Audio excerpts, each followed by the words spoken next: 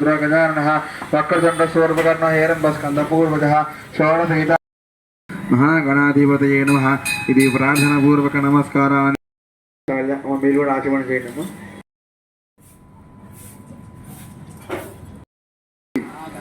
లీలా కళ్యాణ మహోత్సవ అంగత్వేన ఆదౌ మండప ఆరాధనాని కరిష్యే అయ్యారు.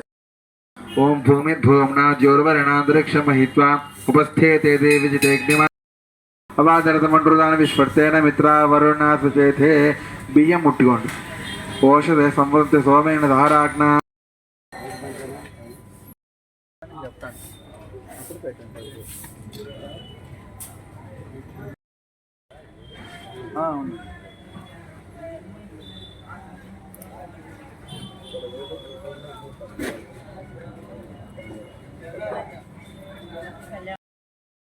మనం వినాయకుడు చెప్పుకున్నట్టుగా ఈ యొక్క కళ్యాణానికి ఏంటంటే ఎవరెవరు రావాలి ఏమిటి వాళ్ళందరూ దేవతలందరూ ఆహ్వానిస్తుంది కళ్యాణం చూడడానికి రండి అని. మన నవగ్రహాలు, పంచలోక పాలకులు, త్రిమూర్తులు, త్రిమాతలు, బ్రహ్మదేవుడు, ఈ త్రిమూర్తులు అన్న బ్రహ్మ చూడండి వాళ్ళందరూ పిలవడం అన్నమాట. మమ సహకుటుంబానాం మనః పీడ నివారణ చంద్రగ్రహం ఆవాహయామి స్థాపయామి పూజయామి. చెప్పండి. కుజ మమ సహకుటుంబానాం రుణపీడ నివారయే అధిదేవత ప్రత్యేక దేవత సహిత బుధగ్రహం ఆవాహయామి కుమార పీడ నివారయే కలగదుకొని ఇక్కడ పెట్టేసాము. అధిదేవత ప్రత్యేక దేవత సహిత బృహస్పతి గ్రహం ఆవాహయామి స్థాపయామి పూజయామి. చెప్పండి. శుక్ర ప్రవక్ష్యామి మమ సహకుటుంబానాం అపమృత్యు పీడ నివారయే అధిదేవత ప్రత్యేక దేవత సహిత శనీశ్వర గ్రహం ఆవాహయామి స్థాపయామి పూజయామి. రాహు అరిష్టేతు అజ్ఞాన పీడ నివారయే ఇక్కడ పెట్టేసాను. అధిదేవత ప్రత్యేక కేతుగణం ఆవాహయామి స్థాపయామి పూజ ఇష్టమై తప్పితే ఓ జయమ సంతపకం ఉడదే అధిదేవత ప్రత్యేక దేవత సహిత రుద్ర స్థాపయామి పూజయామి. మళ్ళీ తీసుకోండి. ఓం త్రయ శ్రీకం సిద్ధంతో దేవి దత్తరయము జగ్నకృతం తేషాం ఛిన్నం ప్రత్యధామి ప్రాణమిహణోధే భగం జోక్వసేమ సూర్యముచ్చరంతమనోదే వ్రణయాన్ సుష్టమృతం వై ప్రాణామృత్వ ప్రాణాన విధాష్టాన ఉపక్వేదే స్వామి సర్వజగన్ దీపం పరికల్పయామి తం సర్వత్వాత్మనే తాంబూలాన్ని సర్వోపచారాన్ని భావన చేసి ముట్టుకోమని. అవన్నీ ఎందుకు చెప్పానంటే మనం ఉన్నటువంటి స్థలాన్ని వాటన్నిటిని కూడా ఆ యొక్క స్థలం మనకు అనుకూలంగా ఉంది కాబట్టి ఆ స్థలానికి నమస్కారం చేసుకోవటం ఆ మంత్రాలతో. ఈ వస్త్రం అనేది మనకు దొరికింది, ఆ వస్త్రానికి నమస్కారం చేసుకోవటం. ఇలా ప్రతి వాటికి మనం ఏంటంటే అవి మనకు దొరికాయి, భగవంతుడి సేవగా మనకు దొరికాయి కాబట్టి వాటికి మనం కృతజ్ఞత భావనతో వాటికి కృతజ్ఞత ఆ మంత్రాలతో వాటికి కృతజ్ఞత తెలియజేసుకుంటూ ఇప్పుడు మనకి ముహూర్తం దగ్గర పడుతుంది కాబట్టి ఆ ముహూర్తం యొక్క విశేషము అవన్నీ ఈ మంత్రాల్లో అనహవం అనేటువంటి మంత్రాల్లో అసలు ముహూర్తం అంటే ఏమిటి, ఆ ముహూర్తంలో ఎటువంటి దేవతలు అందరూ వస్తారు, వాళ్ళు ఏ విధంగా ఈ యొక్క కళ్యాణానుషంగా అంటే ఏదో మన తృప్తిగా మన మనుషులు చేసిన విధంగానే చేస్తారు. దిశామ్యహం అనుహూతం పరిహూతకం శకునిర్దుషా కుణం మృగశ్చ కృతమక్ష్ణయాసద్విషభ్య దిశామ్యహం ఆరాస్తే అగ్నిరస్వారాత్ పరశురస్తుతే. వేసి కడగండి. స్వామివారి పాదాలు కడిగినట్టు భావన చేసి వేసి కడగండి. ఇప్పుడు ఒక నీటి బొట్టు 3 సార్లు స్వామివారిని చూపించి పక్కన విడిచిపెట్టేయండి.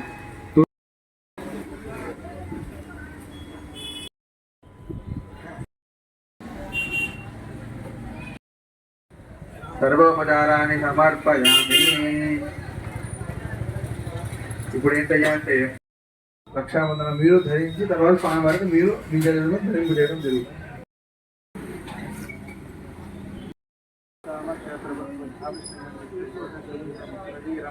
ఇంద్రస్తోమేన పంచదశేన మధ్యమిదం వామేన సగరేణ రక్షా దిష్టిభోజశుభిదం గ్రవీరం ఇంద్రస్తోమేన పంచదశేన మధ్యమిదం వాతేన సగరేణ రక్ష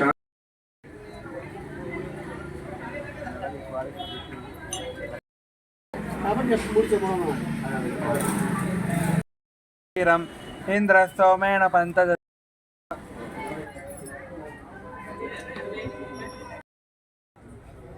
ఓం బృహత్సామ క్షేత్రవృద్ధవృష్ణయం తిష్టభోజ శోభితముగ్రవీ ఇదం వాసేన సగరేణ రక్ష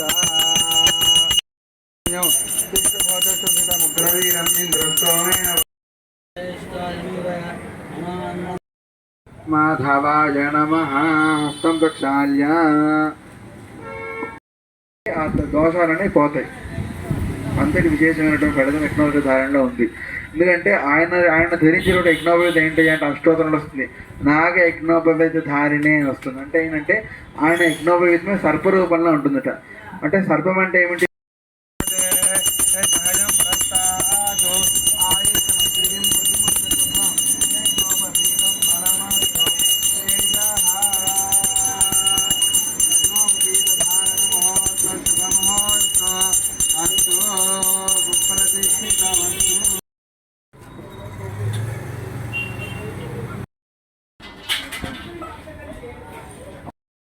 చేతులకి అమ్మవారి చేతులకి తాకిచ్చేసి పక్కన పెట్టేసింది అయ్యా.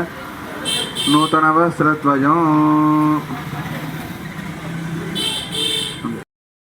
ఇప్పుడు ఏంటయ్యా అంటే స్వామివారికి అమ్మవారికి ఆయన యొక్క ప్రవర అవన్నీ ఇప్పుడు తెలియజేయడం జరుగుతుంది. కావున నమస్కారం చేసుకుంటూ గోత్ర ప్రవరలు వినటం ద్వారా ఏంటంటే మనకి శీఘ్రంగా మనకు సంధానాన్ని కానీ ఎవరైనా గోత్ర ప్రవరలు వింటే వారికి శీఘ్రం కళ్యాణ యోగం అనేది కలుగుతుంది అనేది ఈ యొక్క గణేష పురాణం వీటిల్లో తెలియజేస్తుంది. కావున అందరూ కూడా ఈ గోత్ర పురాణాలు విని స్వామివారి యొక్క అనుగ్రహాన్ని పాత్రండి. నమస్కారం చేసాం స్వామివారికి. ఓం చతుస్సాగరపర్యంతం గోబ్రాహ్మణేభ్యః శుభం భవతు.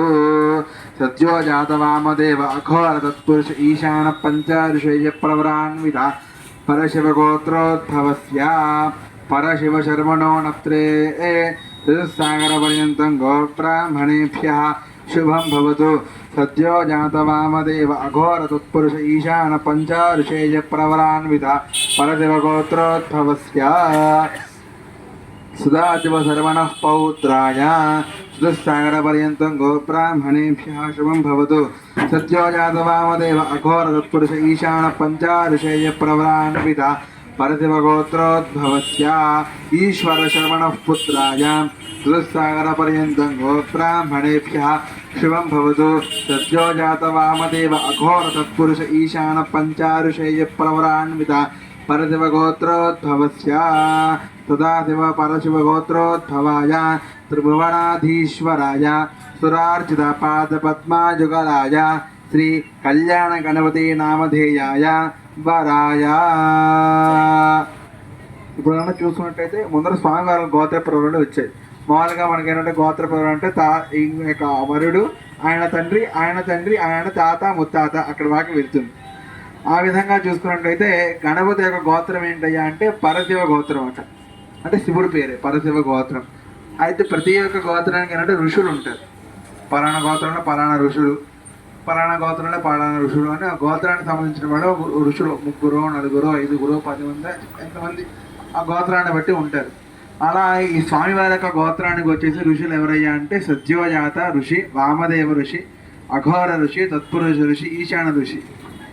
అదేంటయ్యా వీరు ఋషులు కాదు, చెప్పాలంటే నిజంగా చెప్పాలంటే వీరు ఋషులు కాదు. వీరు ఎవరయ్యా అంటే ఆ యొక్క శివుడి యొక్క 5 ముఖాలే 5 పేర్లు. అంటే సద్యోజాత, వామదేవ, అఘోర, తత్పురుష, ఈశాన అనేది ఏంటంటే శివుడి యొక్క 5 ముఖాలు.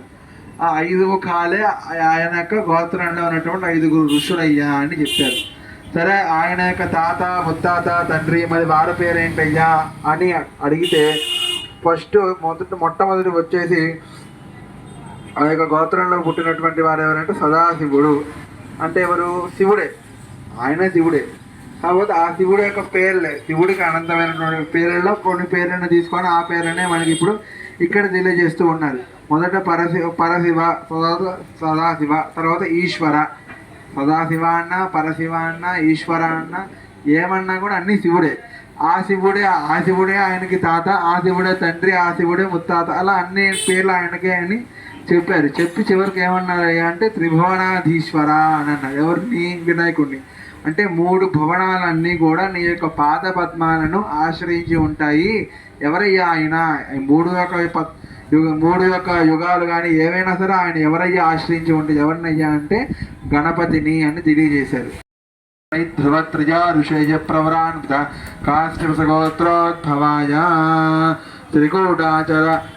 త్రికూటాచరణ పౌత్రాయ చతుస్సాగరపర్యంతం గోబ్రాహ్మణేభ్యశుం భవతు కాశ్యప ఆవత్సరణై ధ్రువ త్రయా ఋషేయ ప్రవరాన్విత త్రికూట హిమాచల వైనకాచల అచలాచల పురుషాన్విత గోత్రోద్భవస్య హిమాచల చర్వణ పౌత్రీం చతుస్సాగరపర్యంతం గోబ్రాహ్మణేభ్యः శుభం భవతు కాశ్యప ఆవత్సరణై ధ్రువత్రయా ఋషయ ప్రవరాన్విత కాశ్యప గోత్రోద్భవీం మైనకాచల శర్మణ పౌత్రీం చతుస్సాగరపర్యంతం గోబ్రాహ్మణేభ్యः శుభం భవతు కాశ్యప ఆవత్సరణై ధ్రువత్రయా ఋషయ ప్రవరాన్విత త్రికూట హిమాచల మైనకాచల త్రిపురాన్విత అచలాచల గోత్రోద్భవీం శ్రీ సిద్ధీనాం నీం కన్యా.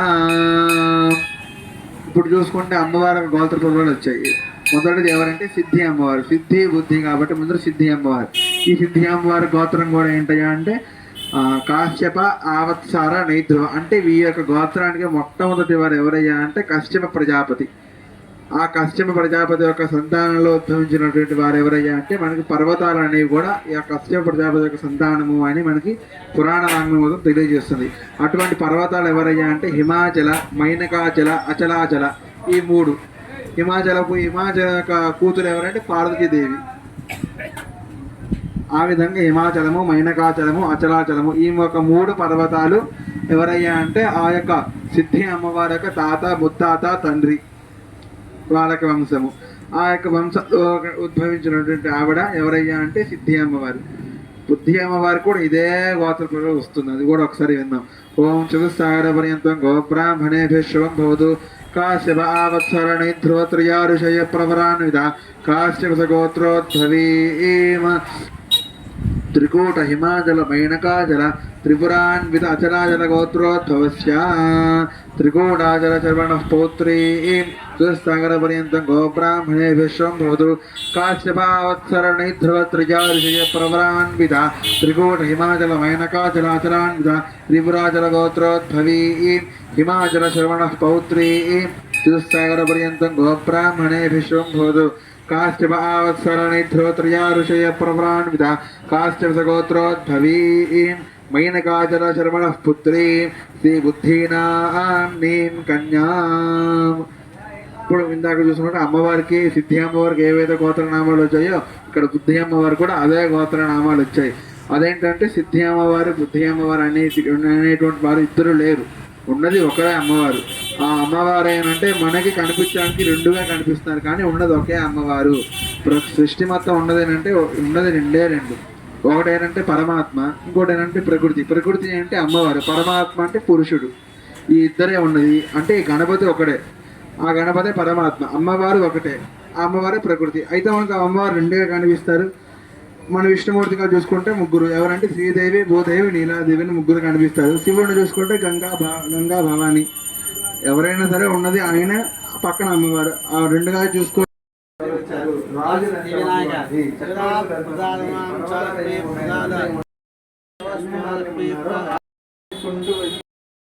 ద్రావిడ కర్ణాట నాట కర్బాట మరాఠ తానాట పాఠ్య పాండ్య పురీంద్రాను రూణ దశాన భోజి ఉక్కురుగురు గాంధార విదర్భ విదేహ బాహ్లిక బర్బర కేకయ కోసల కుందల కిరాతు సూర్యసేన సేవన టెంకణ కొంకణ మత్స్య మంత్ర పార్శ్వ ఖూర్జల యావన జాలాంధ్ర సాల్వచ సిద్ధవంజా అనేక విశేష దేశ భాష భూమిపాల చిత్రదే భాగీరథి గోతమీ నర్మదా యమునా సరస్వతి కృష్ణవేణి బాహుదా భీమరథి తుంగభద్రా రేణుకా మలాపహారి కావేరీ కృతవర్ణ తామ్రపర్ణి విశాఖ కోసకి గండకి విచిత్రకా వధిష్ఠ ప్రవరాకాశపి సరజీవు తరోవాపహ కుశావతి ఫల్గుని కరతోజ పుణ్యత అనేక పుణ్యనదీ పవిత్రతే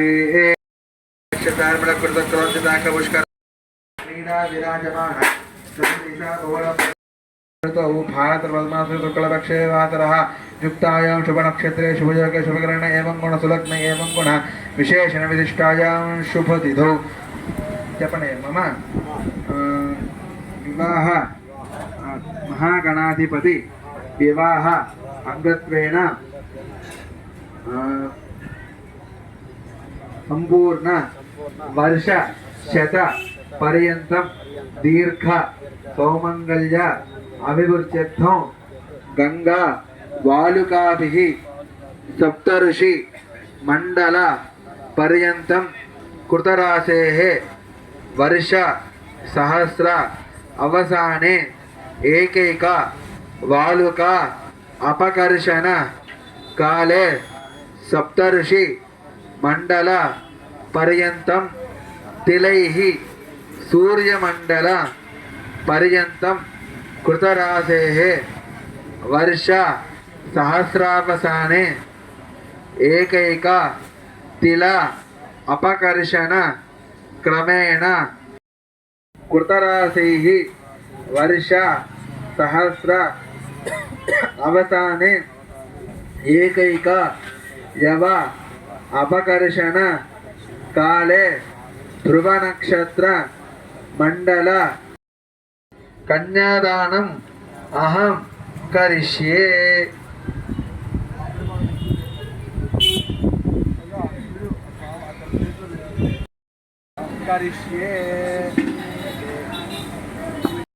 మీరంటే పట్టుకున్నాం దాస్యాం విష్ణువే తుభ్యం బ్రహ్మలోకే దికేశయ కన్యాం సాలంకృతాం సాత్వి. ఇప్పుడు అమ్మవారి చేతికి ఈ చేతి మా తాగించండి, అమ్మవారు తాగించండి సరిపోతుంది. కన్యాం ఇక్కడ అమ్మవారు కూడా సాలంకృతాం సాత్వి శ్రీలా శృతిమతే నాద్యం వీర్జం తే.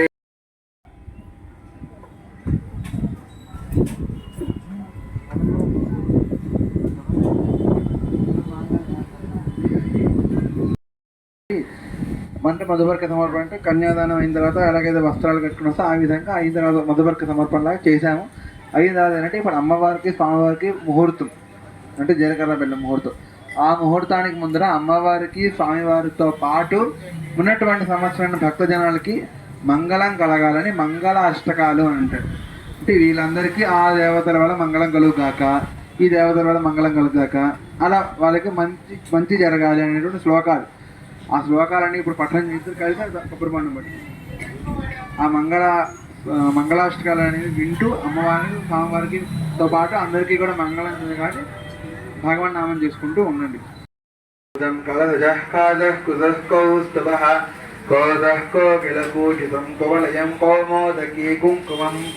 కౌమారీ కలహంస గోచితరవ కైలాస శైలోద్భవ కేయూరం కమలాపతి కలదుః కుర్వంతు వాం మంగళం.